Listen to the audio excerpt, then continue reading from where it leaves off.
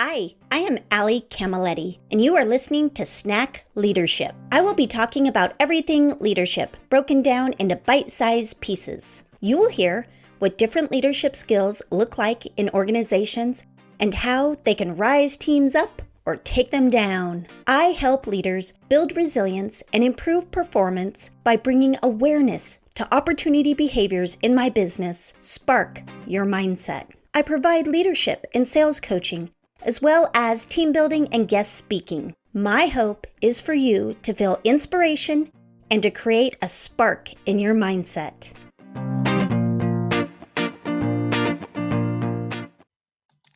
Hi everyone. Today we are talking about public speaking. Public speaking is the ability to deliver concise, engaging, and meaningful messages that help leaders connect with their audience, share insights with confidence, and inspire practical action. Oh, public speaking. Such a fun topic. I had a great conversation with Salvatore, such a cool guy.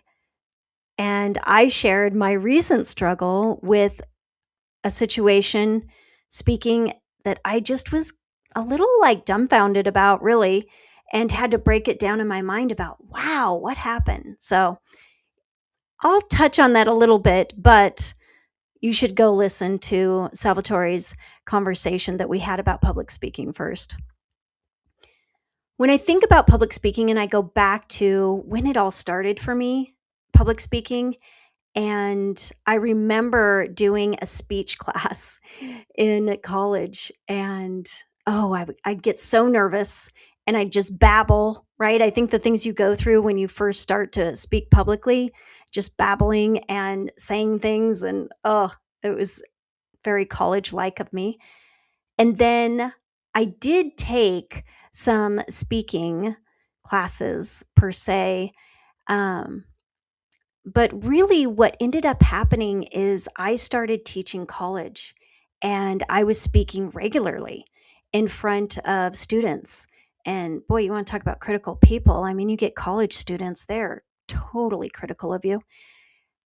And I called my cousin at the time because he is a teacher over the years. And I said, will this ever go away that I get nervous? And he said, no, you will always be nervous and you'll get over that you're always nervous. And so I was like, okay. And that helped me. And so here I am, I was teaching in my mid-20s. I was teaching at a college. So here I am now in my early 50s. And I still get nervous. I would think if you don't get nervous, I don't know what to say.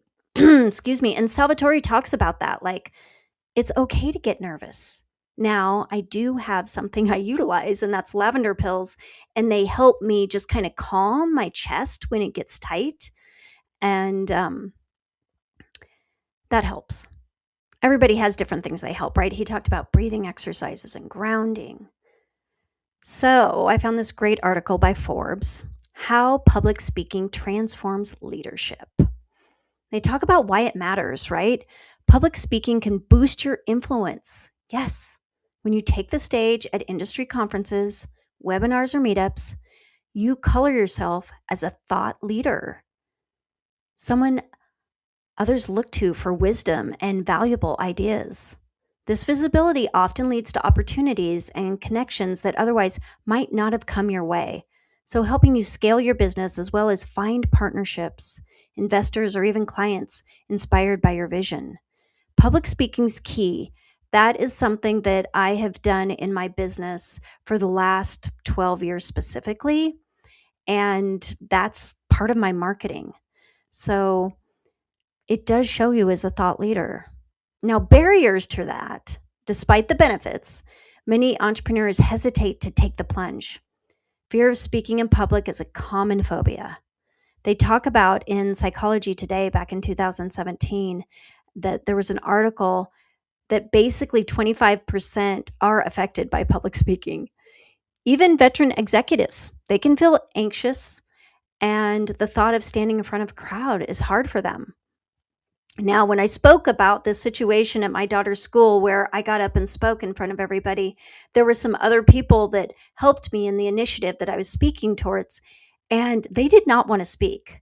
One is definitely an introvert, but the other gentleman, I had asked him, and, and he's like, I'm not an introvert. I'm like, okay. He goes, I just don't like it. And I accept that. And I understand, not everybody likes to speak publicly. It's okay. But I thought it was interesting that that doesn't always mean it's because you're an introvert. Extroverts don't always like to speak publicly either. It's interesting. So time can become an obstacle, right? Your calendar's likely jammed packed. So this is another barrier. And so you're not spending time really focusing on preparing for a speaking engagement or crafting a compelling narrative for rehearsing your delivery. I struggle with this. And what I usually do for my practicing when I'm speaking and I'm getting ready to speak at a conference here next week, I use a slide deck often. So I will just go over the slide deck over and over and over and say it in my head so that it's just there. And then I always have notes. I don't think it's bad to have notes. Some people judge that. Nope, I do not judge that. And then I also know that when I start speaking, it's like time stands still. When I'm done speaking, I almost don't even know what I said sometimes because I'm so engaged with how the audience is receiving what I'm saying and I feed off of them with what I'm saying. And that is just part, I think, of public speaking when you're really in it.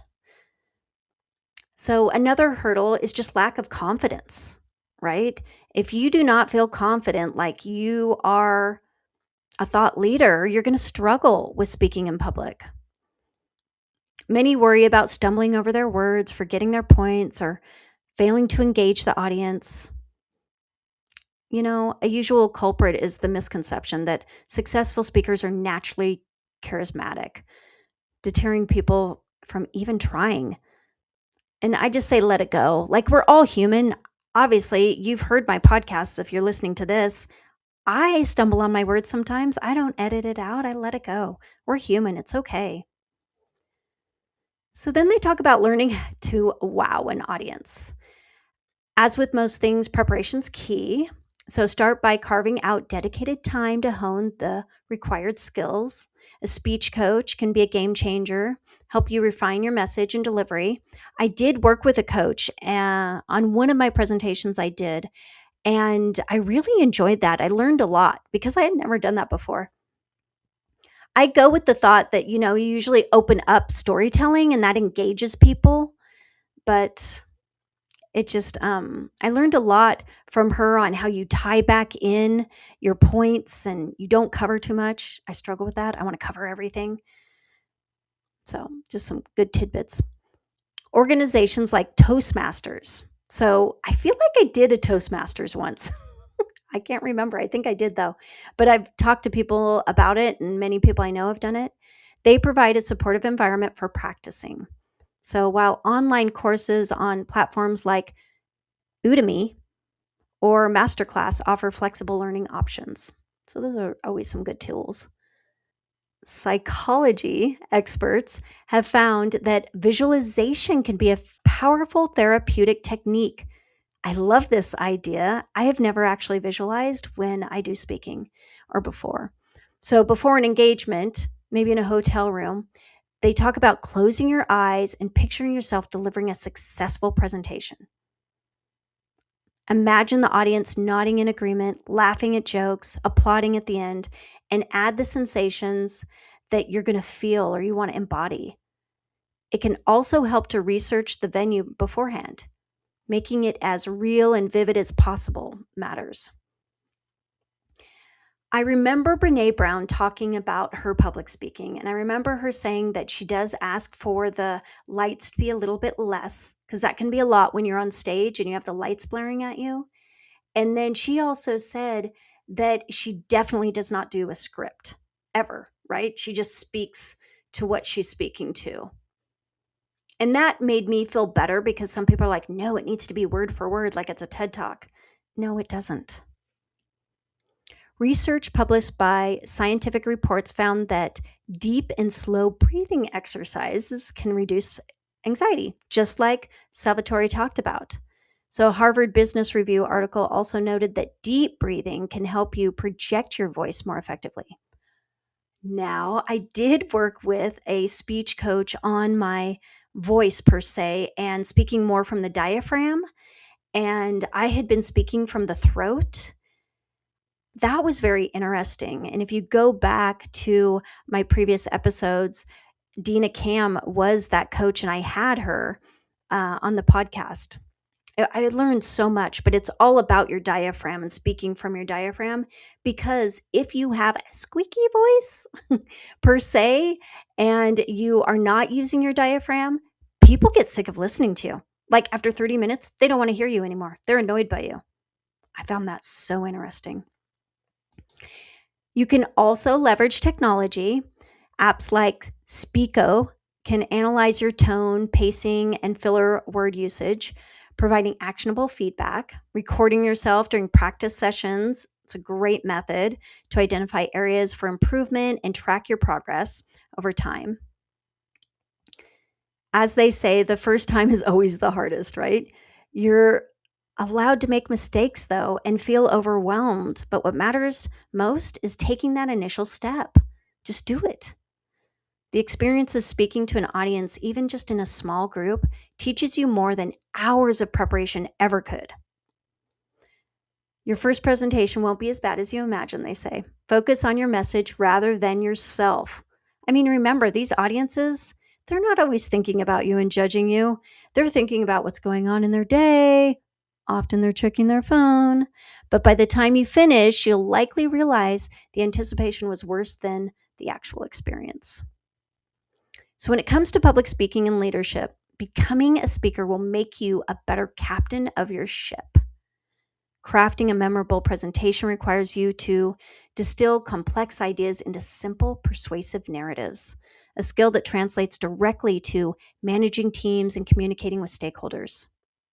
Speaking can also strengthen empathy, understanding your audience's needs and fashioning a message that resonates with them fosters deeper connection. This ability to put yourself in another person's shoes and adapt is invaluable in entrepreneurship. Because most importantly, public speaking can shift your perspective. It's not about showcasing yourself, but about giving to others. Every time you step on stage, you're sharing knowledge, inspiring action, and contributing to the growth of your audience.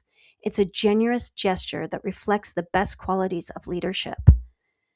So I will share a little bit about what happened at the school for me. And what happened was I was speaking about this flag crosswalk initiative that we had implemented. And it's like a self-led crosswalk with flags that the kids all put together. And it took us 3 to 4 months. It was a long process. And I wanted to convey the importance of safety. Well, I was standing up there and there were other things happening before I was getting ready to speak. And so they weren't looking at me, but all of a sudden my chest just flared up and I got nervous. And I'm thinking, oh no, I did not take my lavender pills. I did not expect this. I wasn't even thinking that I would get nervous about this. I know all of these people, these kids, I spent a lot of time at the school. My voice was shaking the whole time. And I knew it. And I've been speaking for a long time. I've never had this type of situation, except for, I will say, I got really emotional at my grandmother's funeral when I spoke, and I really struggled to speak. And that was, I don't know, 25 years ago, I feel like. So as I'm speaking, I can feel my voice shaking, but yet in the audience, I can see the mothers nodding their heads like, yes, this message is important. We need to talk about the safety of our kids and communicating the importance of crosswalks and not just running across the middle of this busy street, which has been happening and is an issue. And this is on one of the major streets in our community that people are doing this. So here I am in my early 50s, and I've been speaking for this long, and that happened. After I broke it down, I do really feel confident that it was because I had so much emotion about it. Like, I am scared that something's going to happen to a kid, and that would be terrible, terrible to have happen. And so my shaky voice, as unfortunate as it was, I feel like it spoke to my emotional tie to what we were doing. And so I got over it, even though I was like, what the heck just happened? So my message to you is, you know what? We're all human, and we got to let it go sometimes and be okay with it and give ourselves a break. So I leave with you this message by Ray Bradbury. First, you jump off the cliff, and you build your wings on the way down.